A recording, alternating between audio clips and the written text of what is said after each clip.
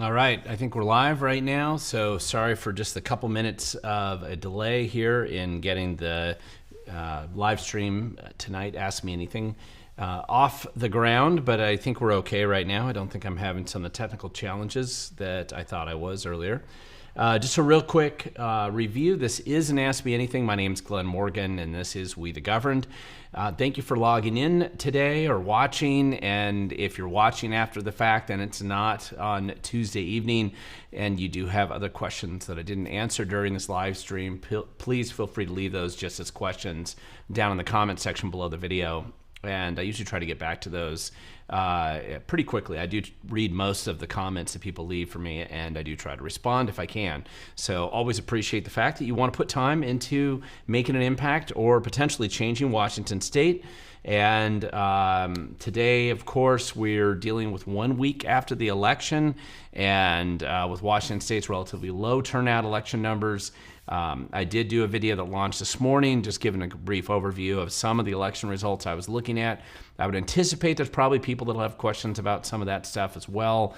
But again, I'm not restricting your questions, just restricting how I can answer them. So I'll do my best. Sometimes you may not like the answer, but we'll see how it goes as we dig more into Washington State.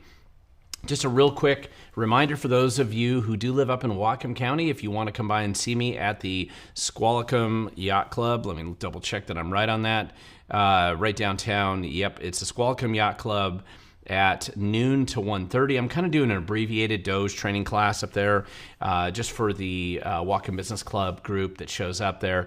And I'm also probably going to stay around a little bit in Whatcom County afterwards up there in Bellingham. So feel free to come to that event and talk to me. I think that that's going to be very interesting. For whatever reason, we just didn't get organized enough to do a real official Doge training class, Doge Washington training class up there in Whatcom County, and God knows you need it. So I'm happy to come, and hopefully this will inspire some more people to get a little bit more organized so that we can start digging into all kinds of questionable financial activity, especially at the county and Bellingham itself, and also the port, and also some of the school districts up there, and of course Western itself, kind of the heart of darkness of Bellingham. And it'd be worth looking into exactly how is it that they squander and waste your tax dollars that you give so much of to those jurisdictions up there.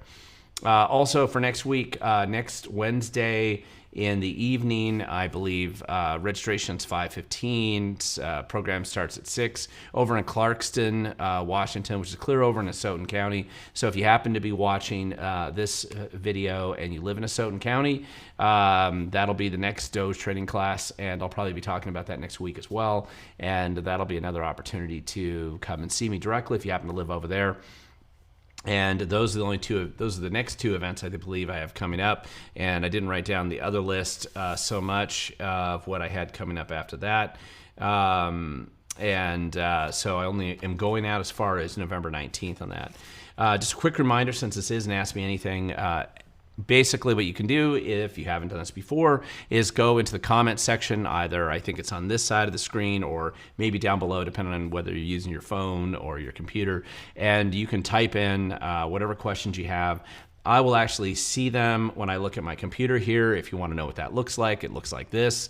And this is actually essentially what I'm looking at. And then you can see, and I want to point out this way, you can actually see that if you do @We the Govern, it's much easier for me to spot your question, especially as the live stream continues, because what I always find is later on in the live stream broadcast, a lot more people are basically putting in a lot of commentary or questions at the end. That's great, but it's harder for me to pick the questions out. And sometimes people feel offended and you think I'm skipping over your question because I don't love you, or I'm trying to ignore a tough question. I just usually don't see those questions. And it's not that I'm trying to ignore them. It's that usually by that time, there's so much stuff coming up, I have to keep up with it. So I'll probably occasionally switch over so you can kind of see what I'm looking at on my screen or right here, and what type of questions I am looking at when you're asking them. So Anyway, let's just get into some of these right now. I did want to mention, if you did watch my video that I launched this morning, this was a really interesting year as far as charter review commissions go.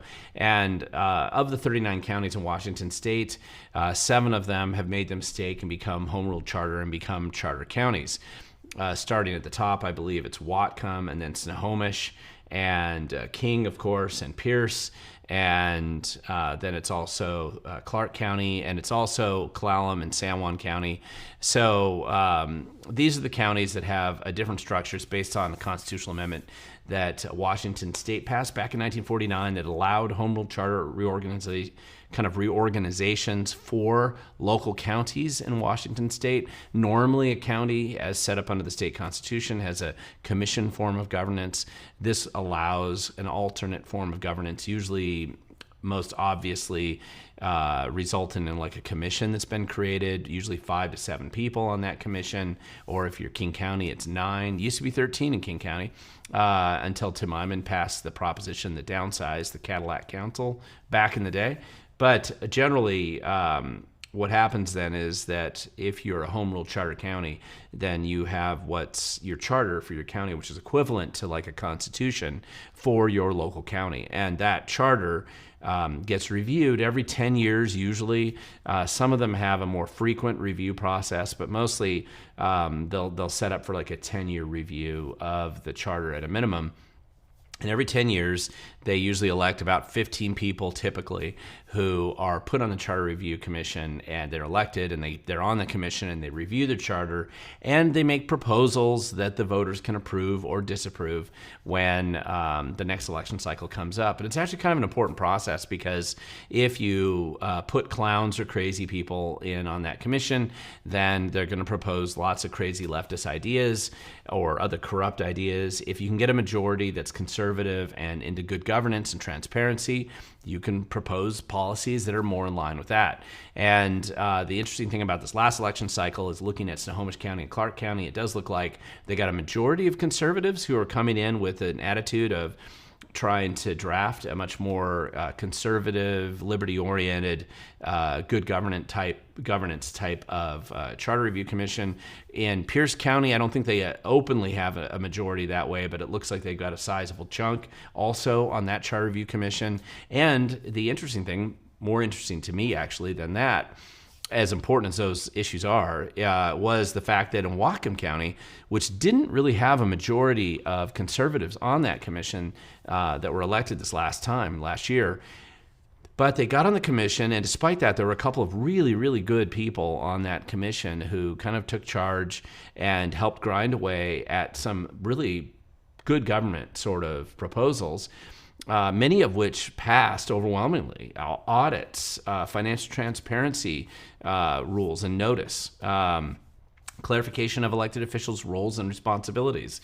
Just some unusual things that I think left to their own devices you'd never see corrupt political people ever propose. But in Whatcom County, they got them in, and the majority of the good ones passed, and some of the dumb ones failed. And so that ended up being really good, a surprisingly good outcome in Whatcom County, because the elections for local elected officials up there didn't generally go too well. There's a couple of exceptions, but a number of them did not go well. So anyway, that's the story, or the, kind of an interesting part of that video that came out. I covered more issues than just that in it, but let me get into some of the questions that people have asked here. And the first one up here is Jason Fisher. And you're asking, Jason says, question, evening, Glenn. Are the rumors true of a push towards income tax? Is the constitutional, or is this going to be jammed down our throat, accelerating Washington's downfall? The reason why you're saying that is this is based on a Brandy Cruz video that came out, and I watched the video as well. And one thing to remember is that there's a big difference between something that's proposed and something that actually goes through. Again, I know that deep in their hearts, Democrats absolutely love income taxes. In fact, there's never been a tax that they don't love for the most part. And they have institutionally kind of always wanted this. Now, an income tax is unconstitutional in Washington state for a variety of reasons. It's generally been rejected by the voters, again, for a variety of reasons. and for a long, long time. And in fact, when they said no income tax as an initiative, that did pass, and it passed the legislature. And so technically, an income tax would be illegal and it would be unconstitutional. At the same time, we have some of the most comprehensively corrupt and thoroughly dishonest judges in the history of the state right now. And so you can't necessarily count on them to read English, understand the Constitution, or not just, they've already sold their souls long ago, so you can't really trust them to make the right decision under very many circumstances. And so one of the theories is that they're so corrupt that they've already sold their soul in this case, and that when the Democrats get desperate about the fact that they're running out of money, which they are right now, that they're going to flounder around and try to use that as some kind of last lifeline to getting more access to cash that they can squander and waste on whatever their other dumb ideas are. Now, I know Brandy also referenced the fact that this was brought up by the Washington State Standard because they had also done the original article that Brandy kind of based this on. But the Governor Bob Ferguson was approached on it. Of course, he said he didn't think it was a good idea. I'll tell you one reason why. This is just structurally why I think it's unlikely to happen, at least in this next legislative session, is that this is the session right before the actual election, the election that generally impacts 100% of the 98 representatives that are in the state legislature, and about half of the senators will also be up for election this cycle as well, including some of the ones that just had special elections recently. And so what happens is it's also the short session. There's 60 days. They usually don't want to propose particularly dramatic or attention-seeking sorts of legislation during that window of time, because they have 60 days. There's a high degree of incompetence and floundering around with the legislators usually when they go into session anyway, and they have a hard time just doing normal functions. They have a hard time figuring out a budget. Since the majority there are right now are Democrats, many of them don't even understand math or believe it's real, and so they really struggle with just basic functioning when they go to Olympia. And so what happens then is they're trying to maneuver through. They'll propose a bunch of dumb ideas early with a full realization that they're not going anywhere. They don't even care. They'll just do proposals that give them something that they can sell to their base when they go back in November. Republicans do the same thing, but you really see it with the Democrats, especially this kind of a cycle. So they're going to propose a bunch of, I hate Donald Trump bills or whatever, virtue signal on immigration, boys can be girls, girls can be boys, pronouns, who knows. They'll propose a bunch of these, most of them which won't go anywhere. But then it gives them the ability to come back and say, are you kidding me? I'm in Olympia, and I'm fighting for whatever random special interest group they're in front of. And they'll say, and I proposed this bill. Now, it didn't go anywhere. It's not my fault, that kind of thing, right? So they do this all the time. I've seen this every single legislative session, and it's been going on since multiple generations before I was born. And so everybody watching this video, this is essentially how the legislature operates most of the time. In a long session, you could have 3,000 bills proposed. Only 500 of them really get voted on, and of those, usually only 15 or 20 have any degree of controversy to them. But some of them are just like little minor things. Those are easy to feed through the system. The challenge that they're facing right now is mostly one of running out of other people's money, which is, of course, what socialism gets to experience every time. And while they may not want to call it socialism right now, it's still functionally the same sort of political process. And they want to grasp at anybody else's money they can get. They proposed a whole pile of taxes this last legislative session here in 2025. And now the money that they claimed that they were going to get from this, the money they thought they were going to get in revenue, air quote the revenue, it's not happening, right? They're $500 million short. They may actually be closer to $1 billion short when the next leg session starts up. Inevitably, what will happen is Bob Ferguson's going to propose his silly budget in December.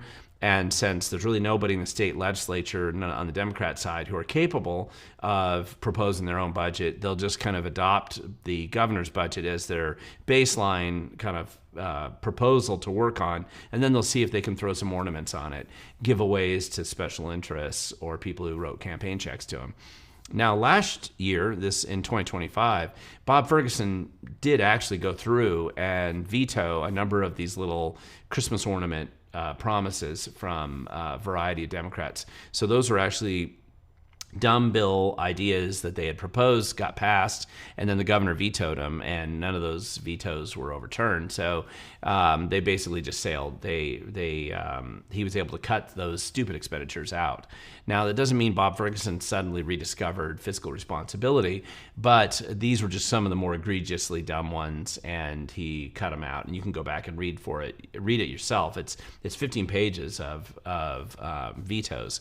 If you had a governor that was Republican in there, obviously it'd be closer to a couple hundred pages of vetoes. But at this point in time, we're stuck with the largest bloated budget that states ever had. But it doesn't really mean anything because they can't bring in that kind of money anyway. So now what they're having to do is look back and make budget cuts. June Robinson, who's the Democrat head of Ways and Means in the Senate, recently came out in a Washington State Standard article on the 7th, if I remember right.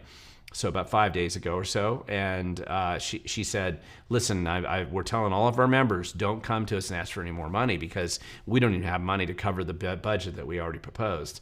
And there's a backlash occurring for the Democrats in some of their core constituencies in the greater Seattle area, not necessarily downtown Seattle, but as local businesses and supporters and people who wrote checks to them are complaining about the dumb taxes they just passed, there's a little gun shy about proposing it right before their election.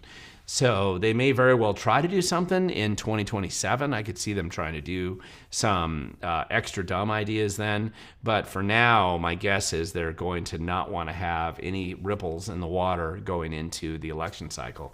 Here's the other thing that people don't realize is while the legislators are in session, they can't raise campaign cash because they're prohibited from fundraising.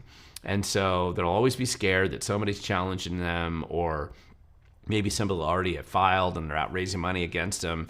And so challengers can raise the money, but if you're in office in the state legislature, you can't raise money. And so you're under this prohibition, and you're panicking because your opponent or your future opponent's raising money, and that's one of the other incentives they have to get out of Olympia as quick as they can so that the Democrats get back up to Seattle and shake the campaign tree, get some cash in, see if Act Blue's still around, if the people there haven't completely been arrested by the federal indictments that probably are coming there, and then try to scramble so they can be prepared for their election coming up at in November, right, or their primaries in August.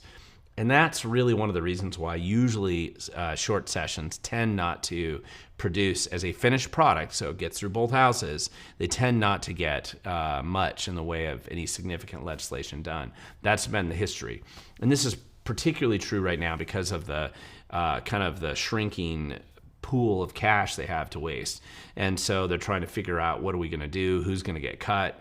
The music stopped. There's not enough chairs. Who do we have to stab in each other's back? The Republicans aren't getting any money for any of their proposals, but they were cut out of the budget long ago. So essentially, this is a Democrat on Democrat battle that they'll have behind the scenes. The Republicans will be mystified and surprised by whatever dumb budget idea comes out of the woodwork at the last minute, and then the Republicans will probably play opposition as well. Now, that's an important role right now in Olympia, but that's essentially what's going on. Linda Connor, you got not a question, but he says, if you're in Monroe or Gold Bar, let me know. I sometimes drive through both of those towns, usually only when I'm going over Stevens Pass, but it's probably a little bit more than that. But if you ever want to organize an event up there that you want me to come speak at, I'm always happy to do that. I drive all over the state all the time, so I going to do an event up in Monroe isn't even particularly far for me. Gold Bar is a little bit further out there, but come on, wintertime up at Gold Bar, and that's always a great opportunity. And a good excuse to get up there, maybe on the way out to Leavenworth. Michael Case got a question here. Historically, will the low GOP turnout during this midterm election create enough fear that causes a larger GOP turnout in the next election cycle? And here's my theory on this a little bit on voter turnout.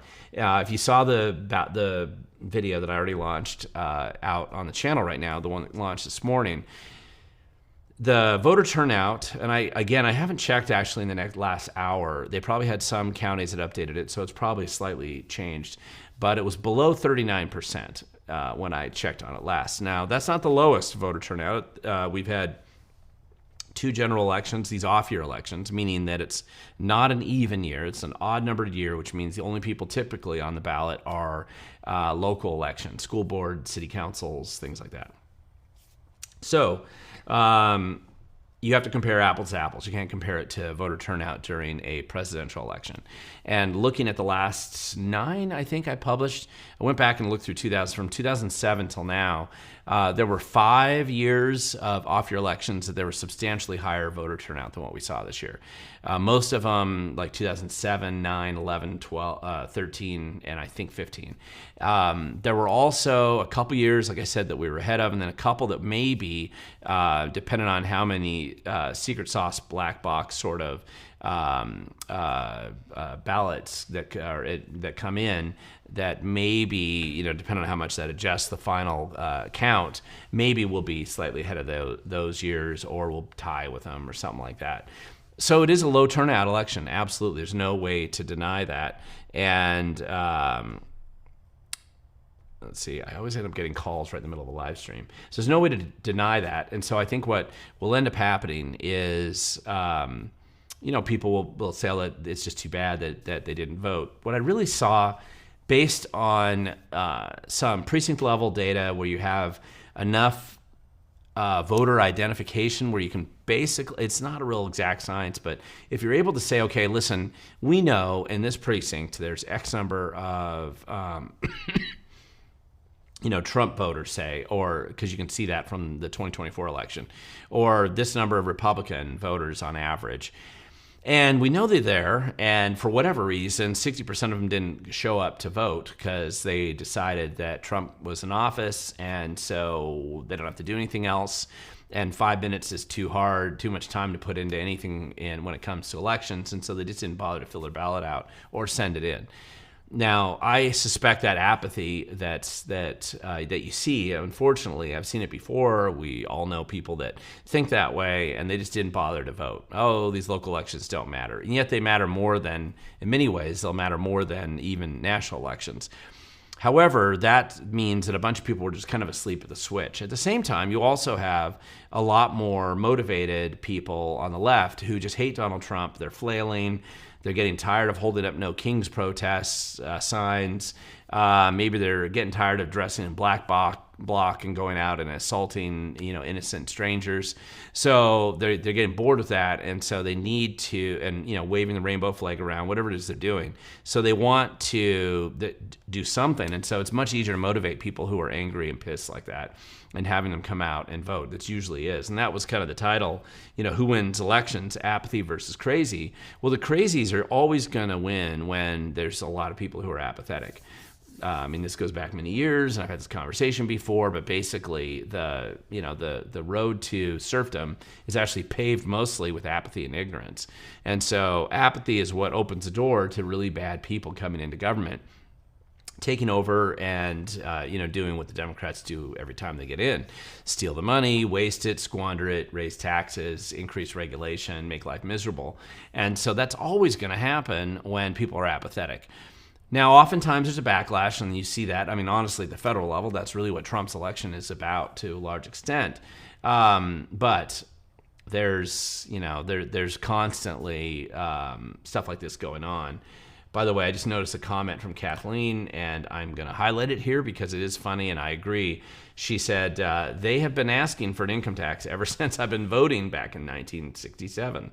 Yes, they have. Actually, Democrats have been asking for an income tax in Washington State back when my great-grandfather graduated from Foster High School in the 1930s. You can go back and see it. It's always been around. It's just never happened. And the voters of Washington State have generally rejected it. And it's just, that's what happens.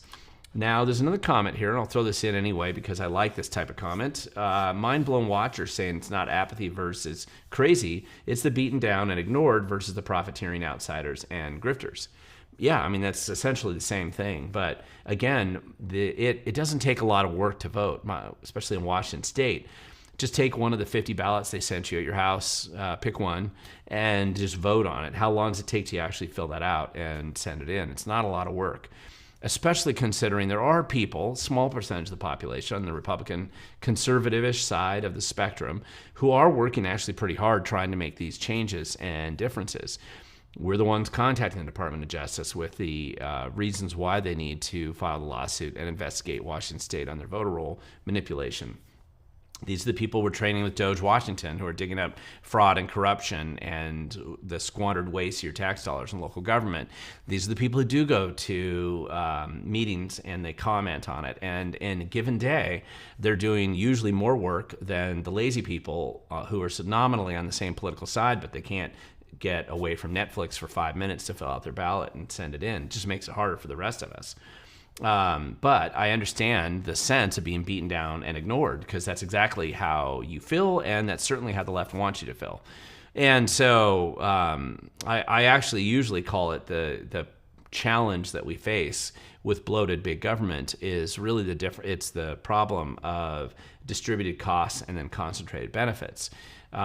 Those who receive tax dollars, the public sector union employees, the bureaucrats who collect big checks and they can hire all their family members, the people who are getting grants, the grant grifting operations, homeless industrial complex, gangrene in the government staff infection, whatever it is, these groups, to them, those tax dollars are absolutely the most important thing in their life. The most important thing. There's nothing they won't do for those dollars, because that's how they make a living. That's that cash that they extract from the taxpayers is their sole reason for being alive and around right now. And so they will do anything. They'll threaten you. They'll harass you. They'll threaten to sue you. They'll organize their friends in protests. They'll wear a black bloc and throw rocks through your windows. They'll do whatever they can to keep that gravy train going. The problem is every tax that's essentially being siphoned into their pockets, all of us pay it, and it's spread around. And sometimes it's not specifically a huge amount of money out of your pocket, for that specific grant that they're fighting tooth and nail to keep. It may be the equivalent of $20 out of your back pocket every year. Are you willing to go to the mat and spend hundreds of hours taking down a stupid tax or grant to expose those guys when they're going to put so much pain and suffering on you, generally for the average person, that you wouldn't really want to see it through to the end and cut it off because you don't have the same motivation. You don't get a personal benefit equivalent to the $2 million that the grant grifters need to keep the gravy train going. You're just saving yourself $20 on your next tax bill. Maybe you get a couple family members around and collectively you're saving a couple $100, but mostly you're not saving enough to justify the energy time that you're putting into this. That's just true. So concentrated benefits, distributed costs, this was always the concern with a democracy in the first place, because once you could vote yourself raises, it's just simply 51% looking at how they can fleece the 49%. Essentially, that's the problem that you have in government. It's not quite that simple. That's how it generally works, though. And it is the ultimate challenge as we're digging into this, whether it's Doge, whether it's electing good people in government, whether it's firing more bureaucrats, cutting off the grant grifting operations. It's all the same sort of fight, different names, different people. That's how it goes. I mean, you can find it with conservatives too. You can find a conservative guy that runs a construction company who wants to get that road contract, and he's suddenly overnight happy about taxes because his construction company is going to get that contract, right? You have this stuff happen all the time. Self-serving elements of it are always where they go. Lindsay, next question here. Lindsay, did you find out where Bob Ferguson was on his vacation? And the answer is no, we don't have that information yet. As soon as we do, though, we will be going public with that. Mighty Mouse Girlfriend, they seem to enjoy their garbage, I'm going to say garbage there, garbage ornaments, don't they? Yes, they do. The grant grifters and the bureaucrats and the public sector union guys, they love shoving in every possible way that they can extract cash from you and I, destroy future generations, opportunities in our state, and make sure that they take as much of that money for themselves. That is how government basically operates today. Jason Fisher, another question here. Is there a legitimate explanation of the days and days of counting? Can they still accept ballots, and are they doing signature verification? Okay, so there's two questions there. Here is the explanation for why they continue to accept ballots even now, several weeks after the election. Okay, so number one, because it's mail-in voting, and this was a big mistake that they made way back in the beginning when they were first making the shift in the 90s into this all mail-in sort of election process. And remember, originally it was just counties could choose to do it if they wanted to. Because before then, I remember one thing, I used to travel a lot for work, and I signed up for the absentee ballot. And I remember it's kind of a hassle. You had to sign up for the absentee ballot when you knew I was going to be overseas. And so I wanted to get my absentee ballot in. And then I found out the next year or a couple years later that they had this permanent absentee ballot. And that was really the camel's nose under the tent in this idea that you could basically vote by mail, right? And so that seemed exciting to me because I knew I would traveled a lot. It made voting a lot easier. I was just as guilty as anybody else of laying the foundational framework and public justification for why we have all mail-in voting. And so I did that. And at the time, this would have been the 90s. And then more and more people did it. So pretty soon, hundreds of thousands of people are doing it. And then eventually, they convinced the county auditors to say, listen, here's a way, if you go all mail in, and we'll send the ballots to everybody in your community, you don't have to worry about trying to organize these local precinct votes where you're voting operations where you have to send an employee out there to make sure the volunteers are managing this correctly on election day. It's always a hassle. Let's just eliminate that hassle and that cost and look at how easy it is. You centralize all your voting in this one location. What they should have done back then, if the Republicans had had spines and brains, which I'm sure they didn't, if they had, what they should have done is said, listen, those ballots have to be received by election day. But they didn't do that. What they decided to do, because there had been so much mail-in voting for so many years on absentee ballots, that would come in after the fact and they would count them. And the Republicans generally did pretty well on those absentee ballots, so they had incentive as well to make it easier for more people to do this. They thought this was going to help them too. Rather than really thinking about the dynamics of this, they said, well, we know the post office is slow with mail. We know that they're marginally functioning bureaucracy, and we're going to have to trust them to get enough ballots in and not lose too many along the way. So we want to give our plenty of time for these ballots to actually circle through whatever arcane post office system they have and come in, and we want to be able to count those. We don't want any vote to go to waste. That was really the argument. Well, things really changed after the 2004 Gregoire-Rossi race, but the argument generally that's been made is that because you have to vote by election day, and the post office is incompetent, then what you have to do is make up for this incompetence of the post office and allow weeks and weeks of the weird and tortuous path that last-minute ballots somehow go through, and they keep trickling in. Now, interestingly enough, whenever you have an off-year election like this, it doesn't seem to be quite as bad. It seems like they get here a little bit faster, but they still are going to be drug out for multiple weeks, 3 weeks or so. That's a legitimate explanation because they allow you to vote the day before or on election day, post-market, assuming the post office actually does post-market. So they got to give you enough time for it to get through the incompetent U.S. postal system and get there. That's why they justify the days and days of counting. And yes, they can still accept ballots, and they theoretically do signature verification.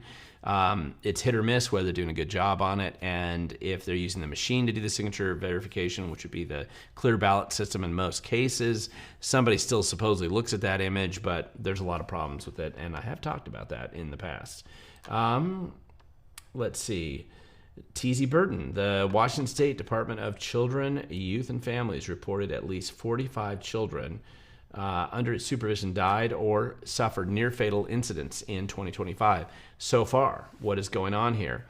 Well, what's going on here is a long problem that we've had with, and it was before Washington State Department of Youth, DCYF basically, Children, Youth, and Families. Before that entity was created, it was all lumped together under DSHS for Social Health Human Services. And so it was a big bureaucracy. The theory is, let's set this up this new entity, and it'll specifically focus on helping kids. Foster program. There's all kinds of other programs they run through here. Most of the stuff that people care about actually is in DCYF. generally.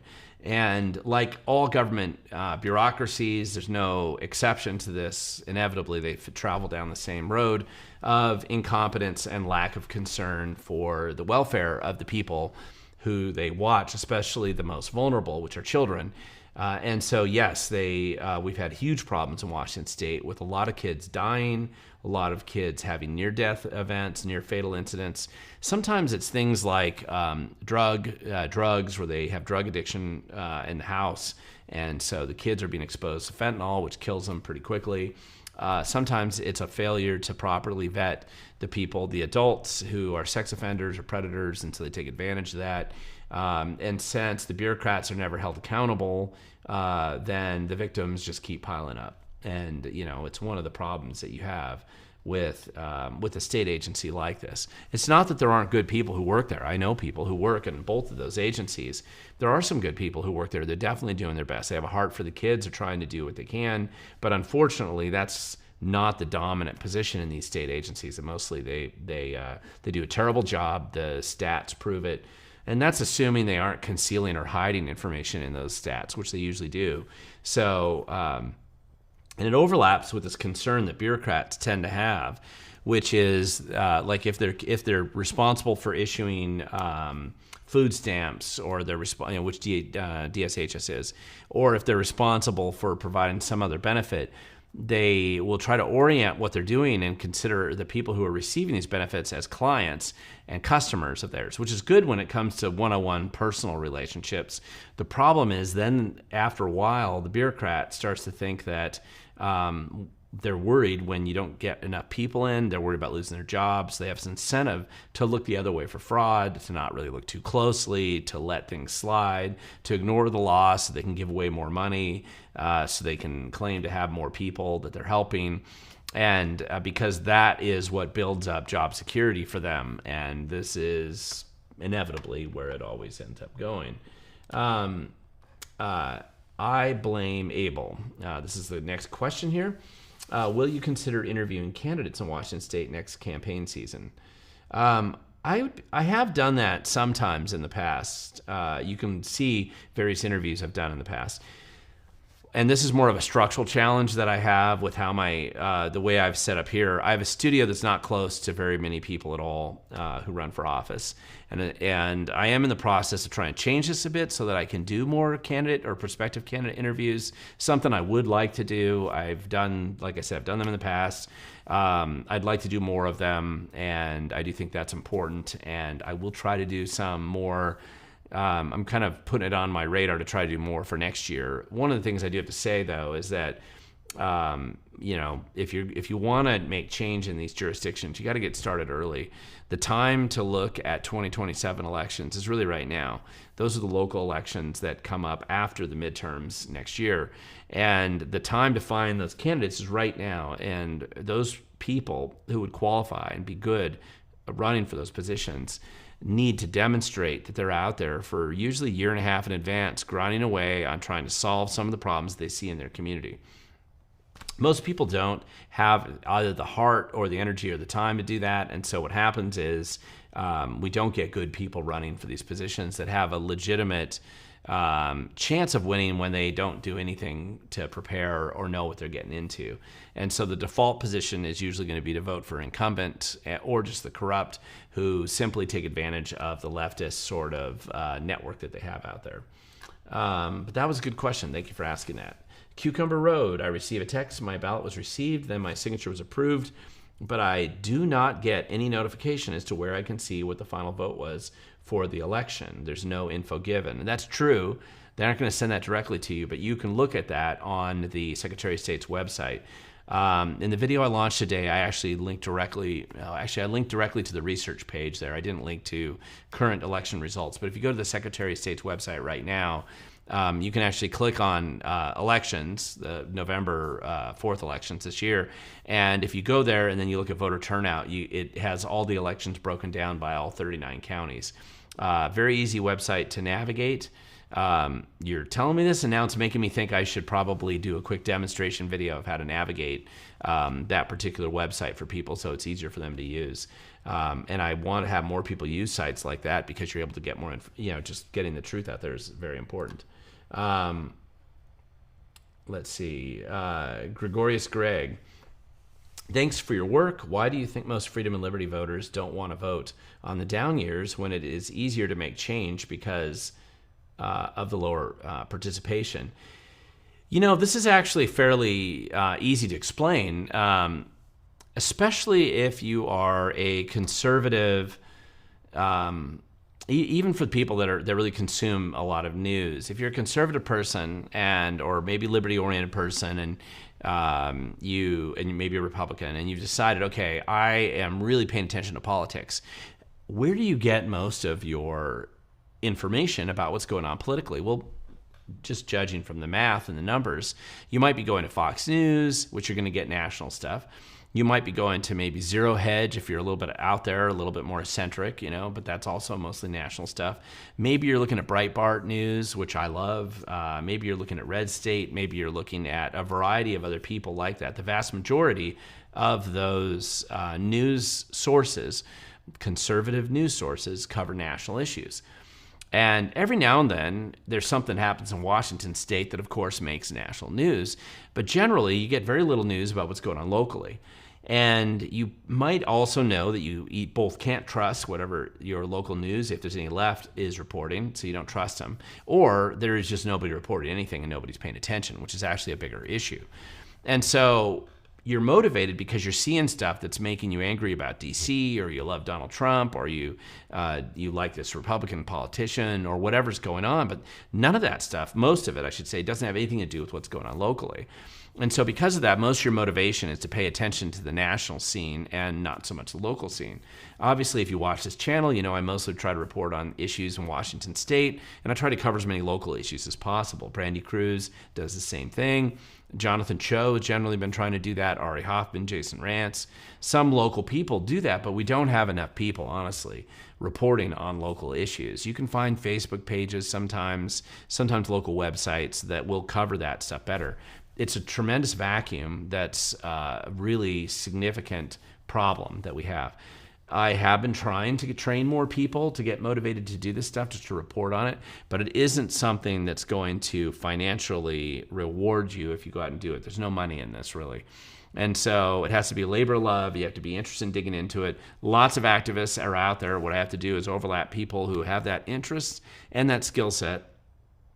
And then, and actually really the skill set's probably hard to combine with that interest, because if you have a skill set that you can communicate that effectively, you're probably got a different type of job, or you're more involved in other things. There aren't a lot of weird people like me who stayed this focused on it and drive on it so long and so focused on our state.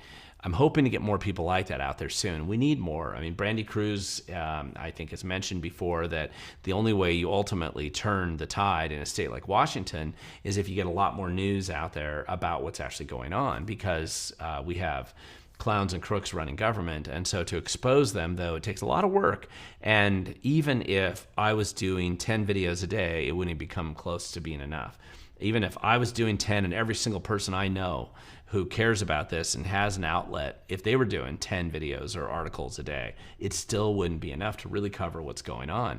So this is not like being concerned about having a competitor out here. This is a complete recognition that there's a total vacuum and a tremendous amount of incentive on the other side to silence us and censor us, because for socialism, the problem is you always run out of other people's money, and the last thing they want is their narrative challenged. That's their greatest threat. So they'll do anything they can to silence people like us who are trying to expose something different than the narrative that the public affairs officer is issuing every other day.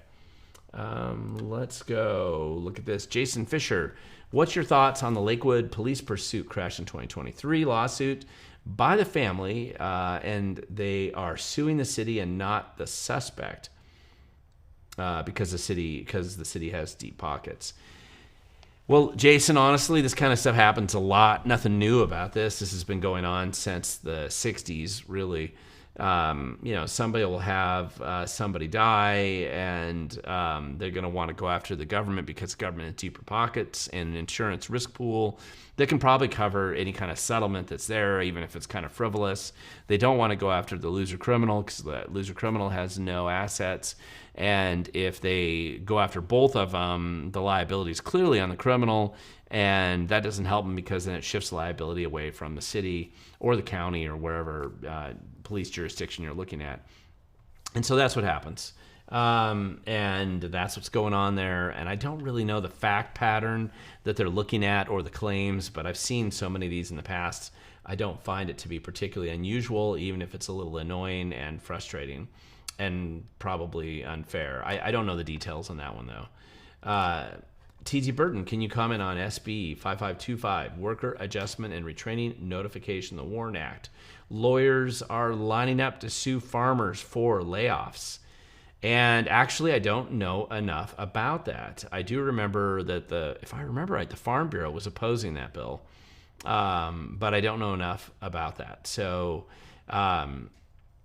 obviously, any kind of bill that's going to incentivize workers to sue people that lay them off just because they lay them off only accelerates the layoffs generally and suppresses hiring practices. But again, that's how the left always works. Let's see. Let's go here. T.Z. Burton. Nick Brown has proposed new advice for locales on how to interpret state public records law with a focus on providing records faster. How will this affect Washington Doge? It's a big thumbs up here. So Nick Brown, really on behalf of the Attorney General's office and to some extent with some pressure from Ferguson, because if you remember right, Ferguson was definitely anti-transparency while he was in the AG's office. Now that he's governor, he doesn't seem to mind it so much as long as it's not his own office providing the records. So Nick Brown is kind of, it's always been very popular, like generically popular for people in Washington state to have better access and better transparency. And nobody ever comes out and says, I don't want transparency and I don't want good access, right? Nobody's ever going to say that. So that's the way they've typically operated. But Nick Brown's proposal, I would support it over what the local jurisdictions are trying to resist. It affects Washington Doge training because it should accelerate some of the records you're collecting, especially the financial records that generally should be very simple and easy for them to provide. And so that's what's going on. Jason Fisher, another question here. What's your thoughts on Utah judge grabbing redistricting pen and redrawing and handing its seat to the Democrats? And will Pencil Neck Utah GOP get off their tushy and stop this? I just want to let people know, because I know there's a lot of people that watch here and they say, I'm going to move to Texas or Idaho or Utah or someplace like that. Yeah, if you think you're running away from this, you're just wrong. You might buy yourself a couple years. Unfortunately, the same corruption that we see in Washington state exists everywhere. It's in Idaho, it's in Nebraska, it's in North Dakota, it's in South Dakota, it's Montana, anywhere you go. It might wear a slightly different face. They may pretend to be Republicans pushing the stupid ideas. People there are even more apathetic. Oftentimes they're unaware of what's happening and they're just down the road from them. They fall asleep at the switch too. It happens all the time. I see it everywhere. I train activists in red states, and it's always surprising to me to see how unaware and apathetic they are about how crazy things are happening around them. And the difference is they haven't experienced some of the stuff that we have. And so they don't have the same incentive to push back aggressively because they're not aware of just how bad it really is, the foundation that's being laid for their future demise, and they're just not aware. And so anyway, that kind of stuff is what's happening in Utah. And the redistricting game, of course, you get a corrupt judge that's going to try to do this. I'm glad that for the first time in a generation or two, the Republicans seem to suddenly wake up to what the Democrats have been doing in our country for a long time. And the census data from the last 2020 census was so obviously fraudulent, what happened there. There's some really good articles that have come out about it, analyzing it. I should do a video on that. I haven't done that, and I should just go do one so that people understand.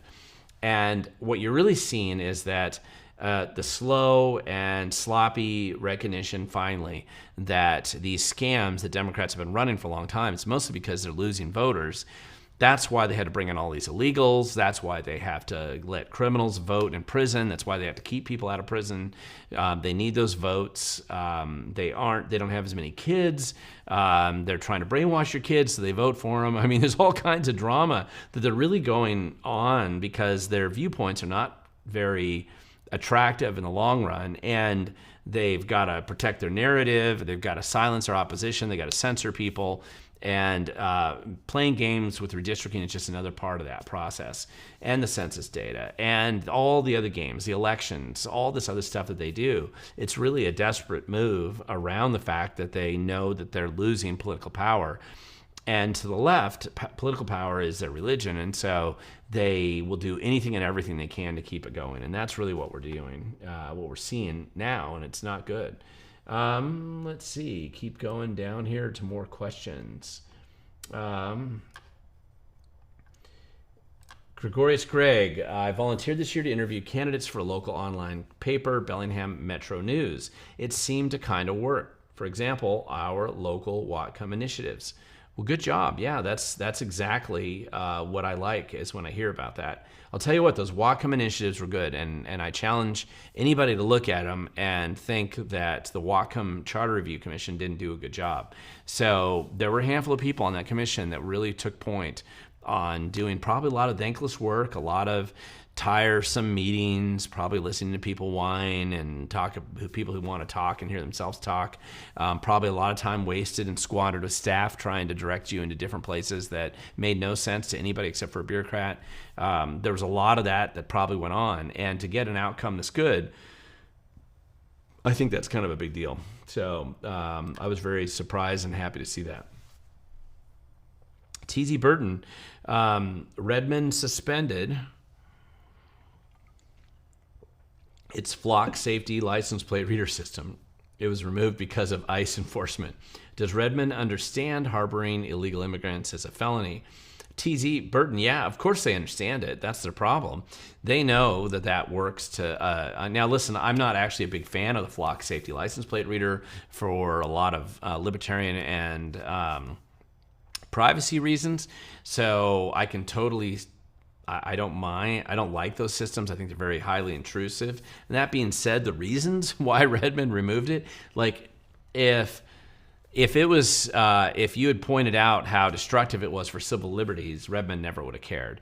But because Redmond is run by mostly Democrats, of course, and they know that the left is going to be doing anything they can to keep their illegal criminals here as long as they possibly can hold on to them, then of course they're going to resist it, and that's what they're going to throw it out. Actually, it isn't the only one. There was another jurisdiction that's also dealing with a similar issue. It might be thinking of a place down in Oregon, but... Jim Hubler, your ballot is a yes or a no. So if they have the total for all the other candidates, why not for the mayor? Oh, I'm sorry. I'm catching somebody trading messages with somebody else, so I don't know what you're talking about there. I will jump into the next one. Cucumber Road. I door knocked for Let's Go Washington. I had an app that showed red, blue, or purple. Why are the Republicans not marketing hard to get ours to vote? No urgency sent to get folks to vote. Well, I think they were doing that in some jurisdictions. Let's Go Washington is probably better organized on average than the Republican Party. But mostly it's a smaller operation focused on discrete things like getting an initiative across the door or across the threshold. So they are, what they do, I think, is very important. And you're going to have a better program with what they're doing than with what the Republicans do, mostly because the Republicans are just going to have probably less resources. What resources they have get dispersed among all the other kind of hamster wheel sort of activities that a political party has to do. Honestly, what you're seeing there is the same thing that the left saw years ago when they took over the Democrat Party, and they realized that they couldn't make the party be perfect or run the way they wanted to. And so most serious operations on the left are run outside of the Democrat Party. They're run by Fuse Washington or One America or these grant grifting operations, whatever. That's the real work that they do, including everything, SEIU, WEA. Those are the entities that really run the state on the Democrat side. The party, and you can send people over to the Democrat Party, you'll see that they're more organized than Republicans usually, but you'll also see them get into big fights over pronouns or other dumb arguments. They do waste a lot of time. And so that's the kind of thing that's worth just looking at. I see Jim Hobler saying that the Puyallup State Fair is actually what you're trying to say there. Wouldn't let the Republicans have a concession stand there. Actually, I think it was more a booth that they got into big argument about for collecting signatures. But eventually, the Puyallup Fair backed down, and they found a way to make it work, and it was fine. But yes, the discrimination is always against Republicans and conservatives. It's never against the left. That's always how it works. And that's why we have to spend some time pushing back and taking our civil liberties seriously instead of just falling asleep on the couch watching Netflix and assuming that somehow it's all going to take care of itself, because it won't. Jason Fisher, question. And I don't think I missed any in that little, I skipped over, but it's just mostly commentary back and forth. Jason Fisher, question, what's your thoughts on Coeur d'Alene Mayor unhinged lunatic rant on conservatives and Christians? Did all the conservatives there fall asleep at the switch? And the answer is yes. You go to a red state and you think you've suddenly reached salvation. Number one, you're probably putting yourself to sleep getting over there and thinking, oh, this is great. It seems conservative. My neighbors are conservative, and they probably are. And then you suddenly discover that they've elected clowns on the Coeur d'Alene City Council, the Boise City Council, your local county commissions over there. Some of your legislators, they're idiots, and they might call themselves Republicans, but they're complete buffoons in Idaho. And I see the same thing in South Dakota. I see the same thing in North Dakota. I see the same thing in Montana, Wyoming, Nebraska, Oklahoma, Texas. What the heck? It shouldn't be happening, but it is. That's what I see. And in part, it's because the people who live there haven't fully experienced the destruction of the left the way that people like you and I, who live here in this state, have seen firsthand with the bloated homeless camps, which, by the way, you will find camps like that, unfortunately, right now in Billings. You'll find them in Bozeman. You'll find them in Missoula. You'll find them in Boise, Coeur d'Alene. It's absurd. It's the same stupid stuff that's going on. And the Republicans are just asleep, just assuming, hey, we wouldn't do that here. Idaho has an income tax. So, they've had all this time to get rid of their stupid income tax, and have they done it? Nope, of course not. So there's a lot of issues that need to be worked on out here. Let's see. Let's keep looking here. I'm trying to find questions, guys. Bellingham, I see a bunch of you guys mentioning how many problems there are in Bellingham. Can't disagree. I'm going to see more of that again, but I've been up there a couple times recently, and I used to live in Bellingham, so I used to run down there along the waterfront, so I do know the difference between what it looks like when it was in its heyday versus where it's now, and it's not great right now. Michael Case, I think you're the next question I found here.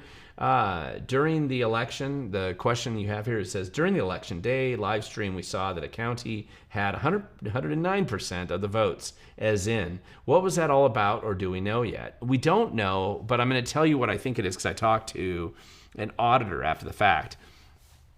And what happens is all the auditors essentially upload their results directly to the Secretary of State's office, the website, essentially. And they work on the same database now. Ever since 2019, they've had a centralized voting database called VoteWa. The reason why they didn't have it before is because the auditors were always the registrar of voters in their community. And so you had 39 different entities that manage their own voter rolls within the county. Then, of course, the geniuses, exclusively Democrats, by the way, this is a complete partisan vote at the time. I was there. I remember. I couldn't even get in the door to testify against it. And the only people that testified against it that I remember was actually the Secretary of State's office back when Kim Wyman was here, before she got bribed by the Biden administration to leave. But she, to her credit, did testify against the same-day voter registration. So it gets passed. But then the problem that's obvious is that how do you prevent somebody from starting in Bellingham and registering in all, 12 counties all the way down to the Oregon border and voting in all of them, right? Doing a road trip that day and just voting in all of them. And you'd have a bunch of obviously illegal votes, and how do you check it all? Well, the only way to do that, because those counties' databases weren't connected at that point in time, is now they're forced to put together a centralized database called VoteWa, managed by the Secretary of State's office. They have their own employees there that do it. So great. So it's not great, but that's what they set up. So now suddenly you have this going on, but the Secretary of State still uploads all the election results as they're coming in from the various counties and putting that information up on their website. I have seen these screw-ups before, and it's usually a dumb math error and data input problem at the Secretary of State's side of things when they upload it. So that's all I know right now. It has happened before. It did look very weird to me, just like it looks weird to you. Trust me, I've looked at a lot of things in the elections, and there's a lot that needs to be fixed. I do hope the Department of Justice does file their lawsuit next week with the government reopening here, and I hope Harmeet Dillon follows through on that, because Washington State deserves a heck of a lot of lawsuits, and we also deserve to have pretty much all of our federal funding cut off as long as we're going to keep having terrible policies here. Let's see, Jason Fisher, question, do you think Braun can defeat Antifa Perez for Washington's 3rd congressional district race next year? Well, that's a good question from an analysis. I'm going to point out a couple things here.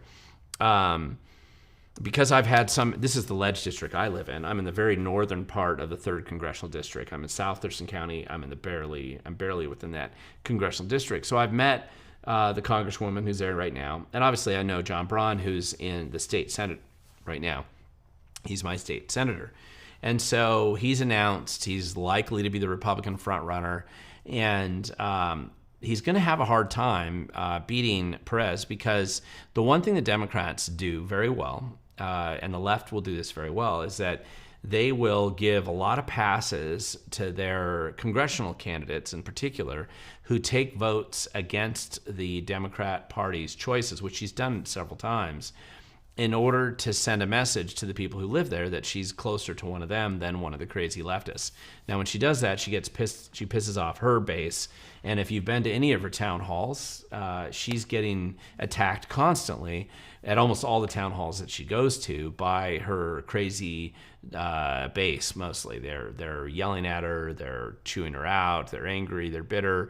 I've sent people to most of those over the last 2 years, and I can tell you that's how it goes. So you don't have to believe me; just go and see it for yourself. However, what I'm going to point out is that where I saw her campaign do very well were in some of the more conservative counties, like Lewis County in that district, or Cowlitz and Pacific, where the Republicans probably should have done better than they did with their candidate. And because of Republican infighting, which exists, the Republicans thought it was smarter to fight each other and not support a Republican candidate and instead vote for the Democrat. She's been able to do that twice now, and it's really worked in her favor. Secondly, she comes across as very friendly and relatable to a lot of people. And you can say it's all a lie or a posture or whatever, but that's what politicians are doing, is they have to go out and present themselves to their community. And she's done a very good job with outreach in areas that Republicans feel safe and they think they're going to win, but since Republicans aren't doing that outreach there, they're going to find they don't do as well in some of those districts.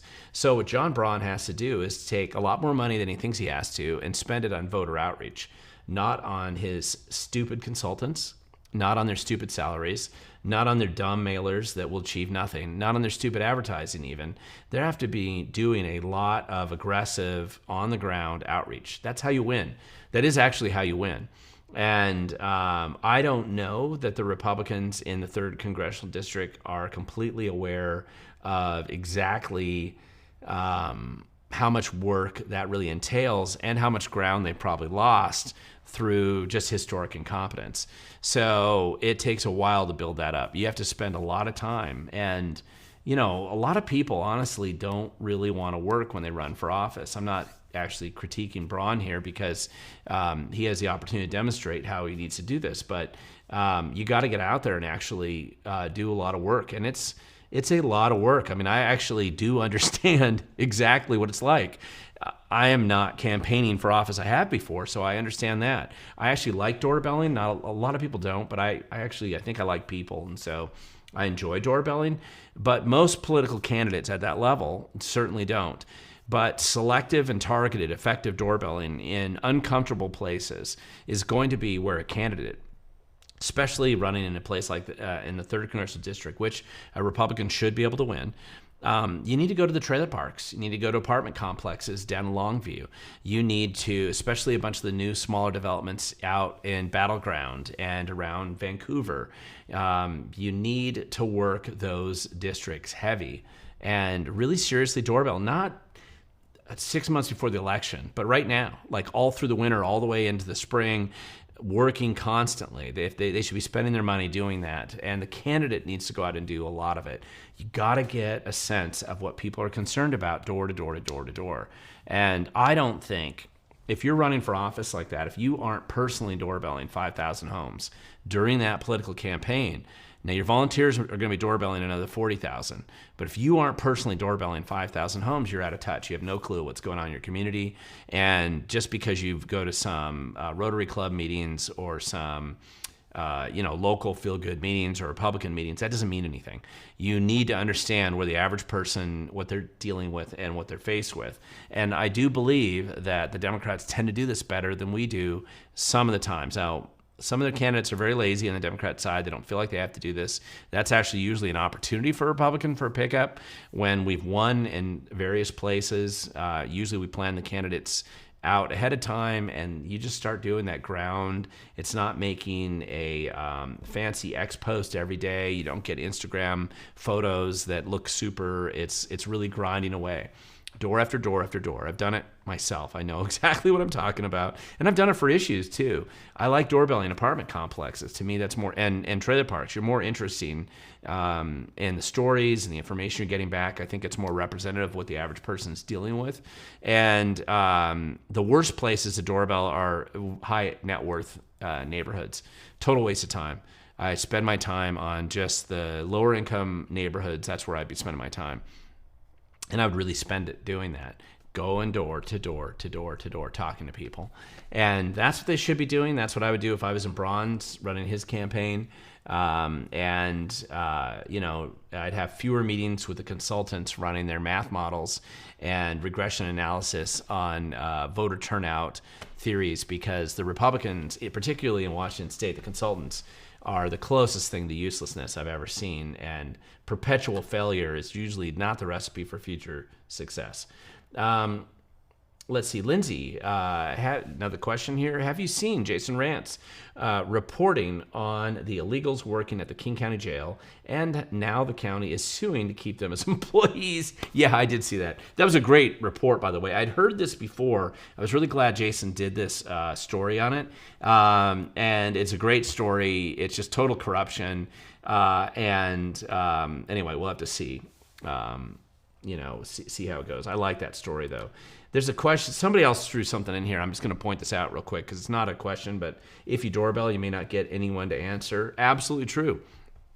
I've doorbelled quite a bit over the years, thousands of homes. And I would say when you're out doorbelling, you get about, if you do it after 5 o'clock, you don't want to do it late at night. So usually you get about a 2 to 3 hour window. You can start you can do more on the weekends if you do like a Saturday, but you're going to get about 50% to 60% of the people that just aren't home, or they won't answer the door. That's true.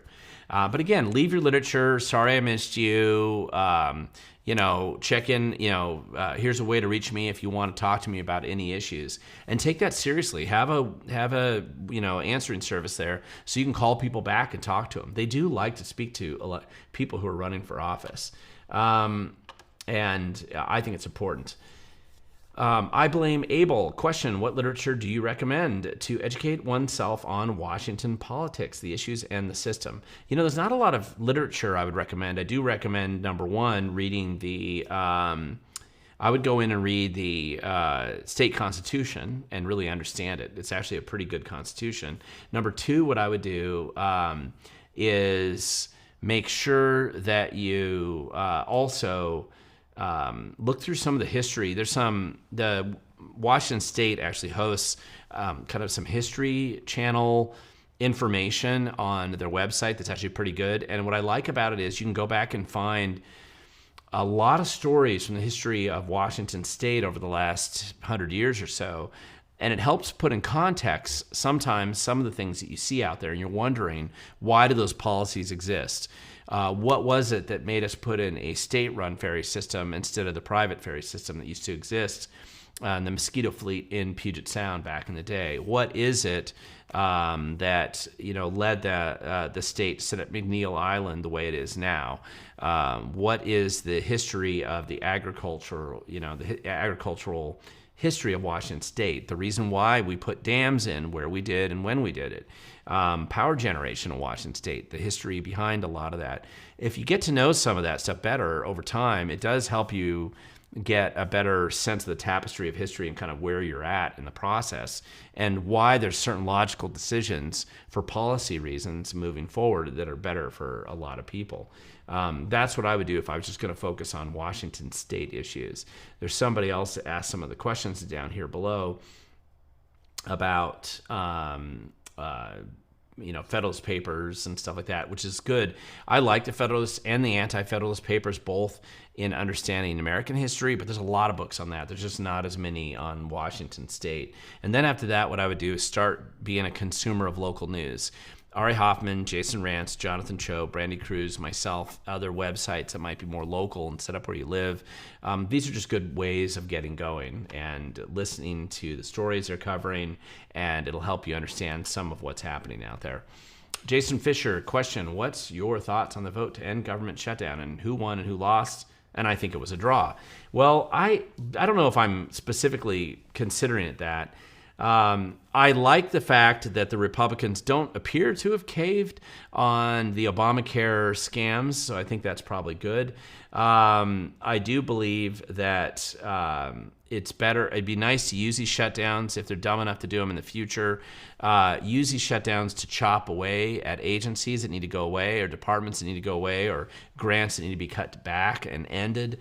And I also think that they need to reevaluate the basically the air traffic control operations and the security at the airports. I think there's some things that you can separate out and consider. Listen, these are critical functions while the government's screwing around.